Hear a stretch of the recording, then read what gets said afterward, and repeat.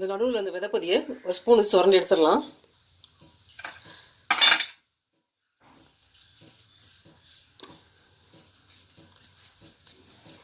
இந்த விதையை ஸ்பூன் வச்சு எடுத்துக்கலாம். ஏன்னா உள்ள குட்டி குட்டி புழு இருந்தாலும் இருக்கும், அதனால அப்படி எடுக்க சொல்கிறேன். அப்படி இல்லைன்னா நம்ம வந்து அடி போட்டுக்கலாம்.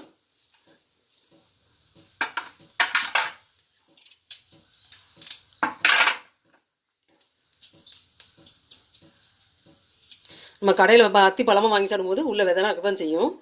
ஆனால் இது காயாக இருக்கிறதுனால எப்படி இருக்குன்னு தெரியல. அதனால் இப்படி வந்து எடுத்துக்கலாம்.